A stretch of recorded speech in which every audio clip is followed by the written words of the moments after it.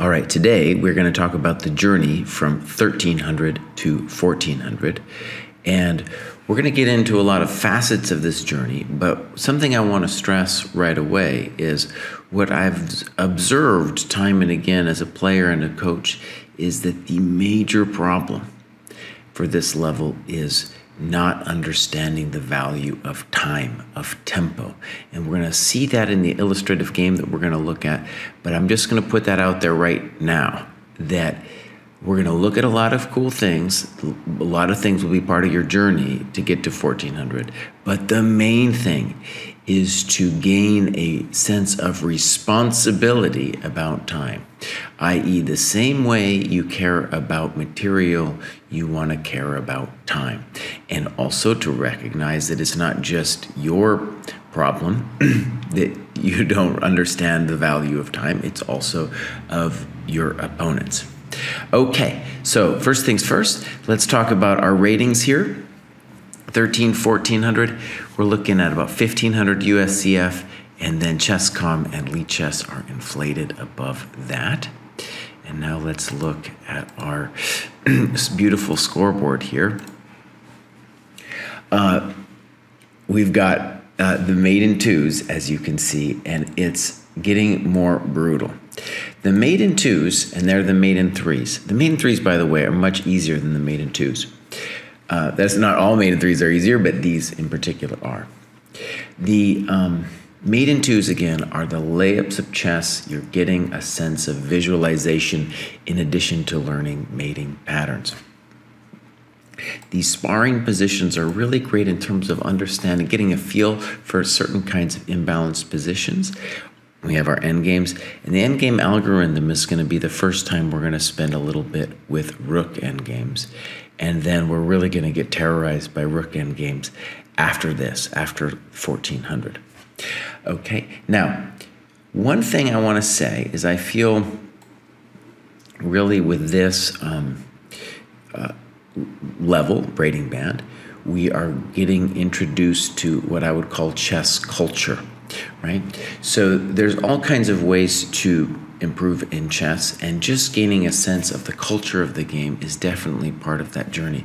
So for example, Modern Ideas in Chess, written by Reddy 100 years ago, it's no longer modern in that sense, is a great beginning of just understanding a little bit of the history of the game, as well as looking at some classic games. The classic games itself is a bunch of Alekhine games, or Alyoshin, as Kostya would say. I can't say it correctly. Also really great, and I encourage people to go over those games with people in their cohort. Okay, now let's talk about openings.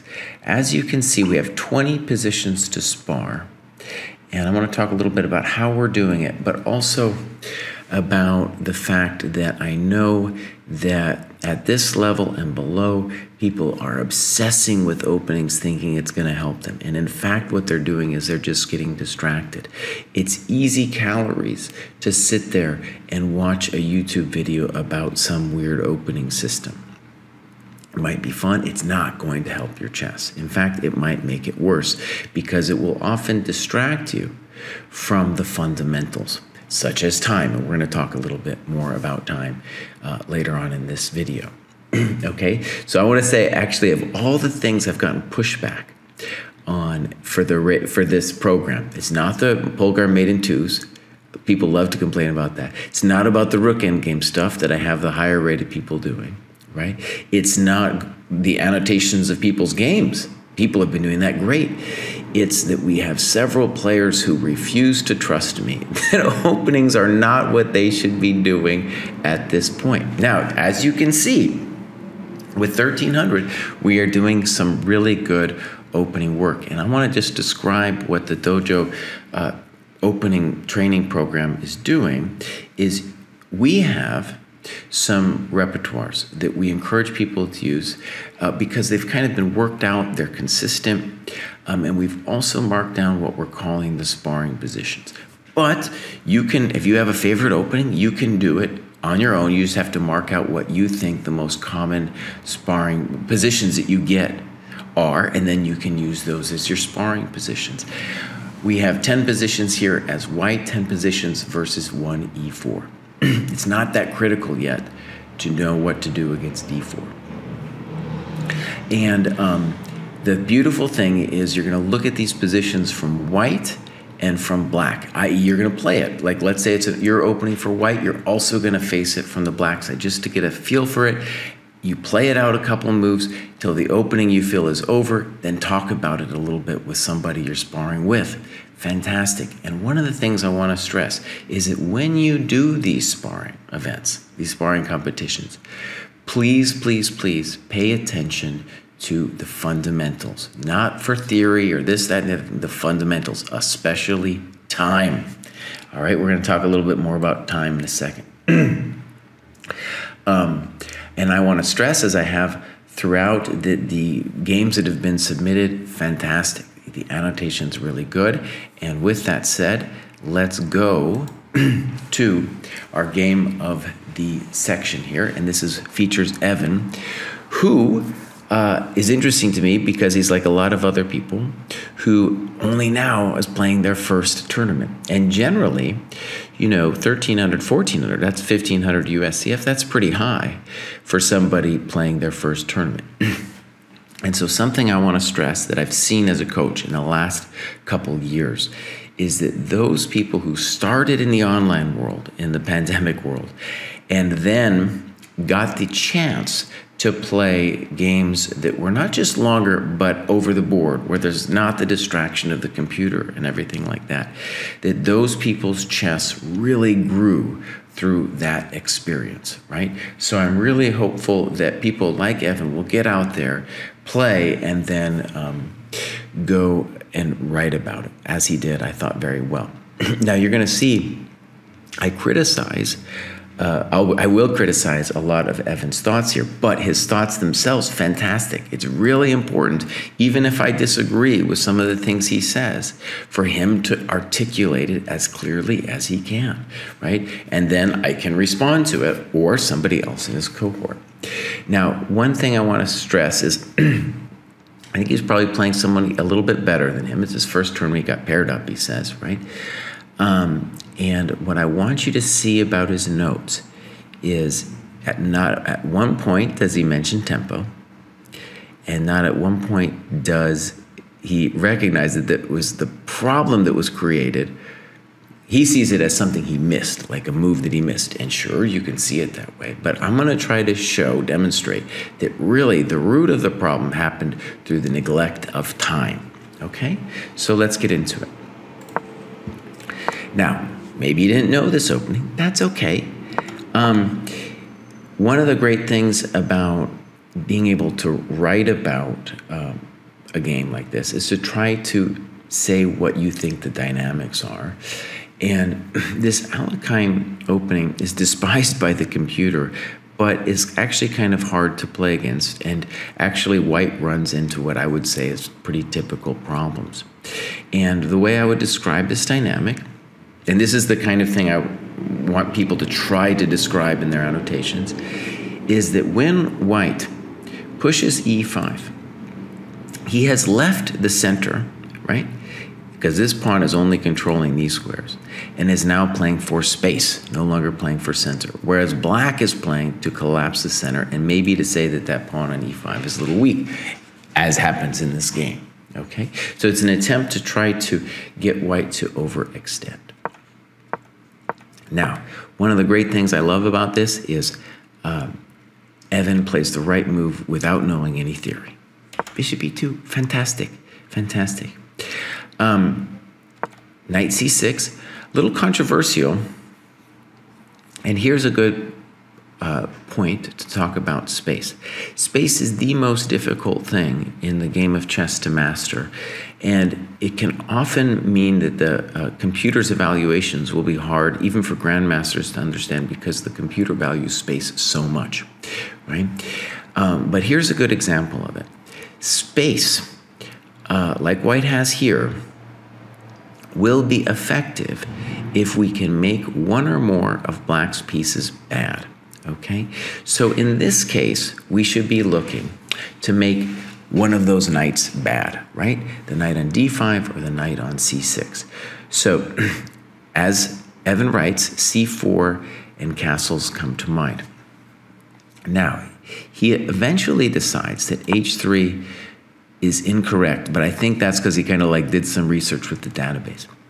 But why is h3 controversial? Because it gives away time. That is the reason why it's controversial, okay? It is not a developing move, right? And black has only made one pawn move here, and he's about to play e6, at which point he is going to be really close to fully developed. And I want to stress, after this goes down, white's not lost or anything. But white is down a tempo. Let's try to describe what I mean. So take, e6. By the way, let me talk a little bit about tempo, actually, using this example. This is a theoretical position. Black has played many things, and the beauty of bishop e2, okay, is if pawn takes, we'll take with a knight. And the key part of this trick is, nota bene, when somebody does an exchange, a lot of people don't realize this, black's moving his bishop, we're moving the queen, but we want a developing move with queen takes e2. Very big deal. And now we can say in this position that black owes us a tempo with e6. So we're just going to play e6. First thing I want you to see is e6 wouldn't be the easiest move to play because we have queen b5. And it's a little bit of a heartache.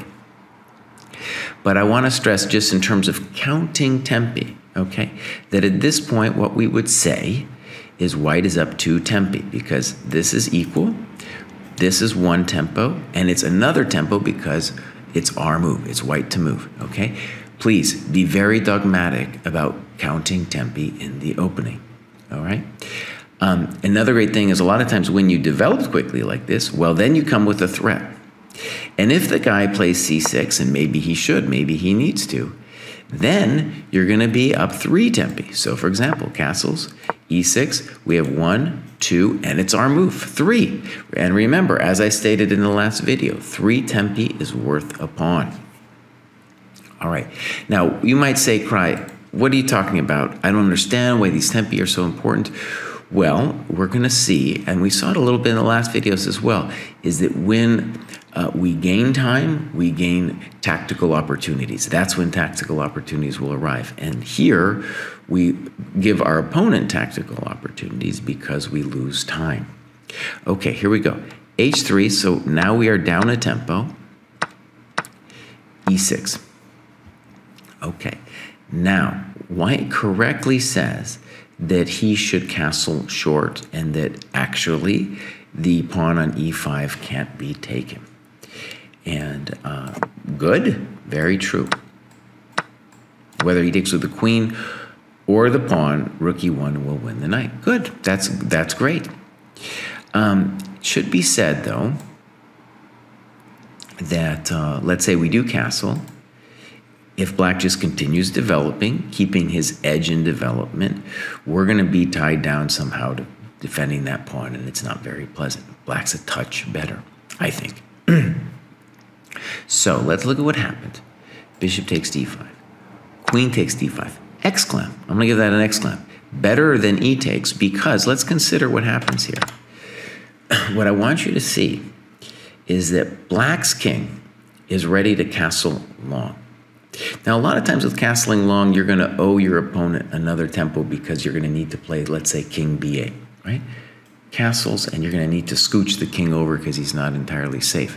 However, nota bene, we're now in the endgame, and that king is actually, it's very important that he can come to the center. Not only to go attack stuff on some marauding mission, but just to control important squares. Let's say, for example, entry squares into the position.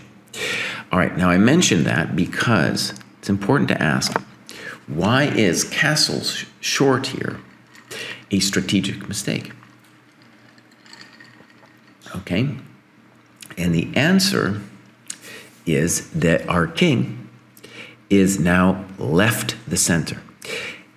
So notice what we're talking about. It feels like a developing move to castle, but once the queens have come off, once the king is no longer in danger in the center. What we have to say is now there's a pressure for this king to somehow find his way in to the middle of the board just so he can help out in the struggle. So it's like we've lost time by castling, right? It seems anti-intuitive at first, but it brings us to this very important question about tempo. And that is, the reason time is more complicated than material is you have to ask time to do what, right? So when you castle, there are many positions, we would call that a developing move, but it is no longer a developing move if the king needs to bring his sorry self back into the middle of the board, right? So it's a really clean example. First of all, it's a very important thing. You will see your opponents make that mistake all the time, but it's also just an important way to conceptualize this question of what is time about. Okay, so bishop c5 happened. I think already knight d4 looks very unpleasant for white. And by the way, I guess I should say what would have been better? Well, you either are going to play f4 or bishop f4. One of those moves to defend the pawn. And personally, I like bishop f4 better simply because we are developing our stuff, right? Okay, so castles, bishop c5, rook e1, and he says a blunder because of black's next move. He could have done knight d4 on the last move, by the way, too, right? So I want to stress the reason knight d4 is a bummer for white is because of his lack of development, not because it's something like we just missed, okay? Again, so the tactical opportunities for you and your opponent will come when strategic things have gone wrong, such as here, okay? So then, it's true, good move by black, knight d4. He missed it on the previous move as well. And now white is in big trouble. And I'm just going to share one more further thing here that I really like this move, c6. And I'm going to use it as an example to talk about time. So the knight on c3, generally when we put it there, we would say, oh, that's a developing move. However, there are a number of situations where we have to say, oh no, actually that knight is completely ineffectual on c3 and in fact needs to move. So the optical appearance of development, right, is often a good indicator of time, like you've got a good move, that was a good developing move, but it's important to look deeper. And one of the things I'll say about this knight c3 is at this level in particular, it will often be forever in the game, many, many moves before white realizes, oh, I gotta fix the knight. Whereas if you have a feeling that, oh, right, that knight's not doing anything, in the same way that if it was undeveloped on b1, you'd also say to yourself, oh, well, I know I'm supposed to develop. And the same feeling you would have with the knight on b1, you should have with this knight on c3.